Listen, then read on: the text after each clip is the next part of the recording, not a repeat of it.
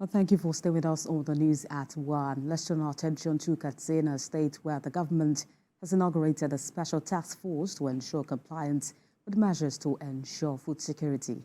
Now, this is among many measures taken by the state government to ensure availability of food items across the state. Abdulatif Yusuf has more details on this. With the recent hike in food prices across the board, Katsina already had faced a major setback in food production in the last few years due to insecurity.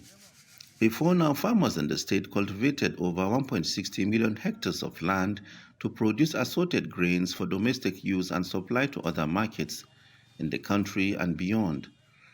About 9 local governments in the southern part of the state, known to be major suppliers of maize, millet, cotton, and many agricultural produce, are now witnessing a major setback in farming because of the prevailing insecurity. The government is concerned about the trend of events and consequences of possible shortage of food if the situation persists. About food, and food, you know what it means for us to be. It's component of survival. Nobody can survive without food.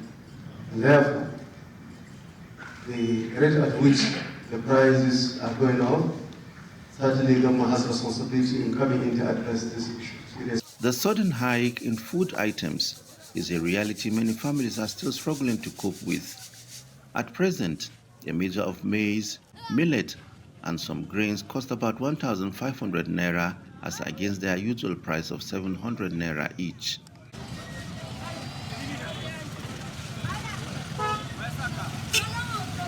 We support the new effort by the state government to put certain level of control on food merchants can store or even export outside the country.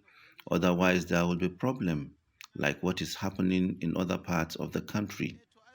We are not praying for anything to go beyond what is obtainable now, but seriously, government must introduce some serious interventions to forestall possible food crises. The task ahead of this committee of senior citizens of the state are many, especially now that the Ramadan is just around the corner, a period when Muslims are expected to show generosity to fellow believers. As contained in food security promotion order as follows. Number 1, to identify grain merchants within the state, to sensitize merchants against hoarding of grains and any other act that will lead to price increase. Invite relevant stakeholders as regards to prices of grains and come up with solutions. Stabilize the prices of grains by addressing all factors giving rise to price increase. Although the federal government is working out release of grains from its reserves, efforts to stop illegal export of food items across the country are also yielding results. Abdulatif Yusuf, TVC News, Katsina.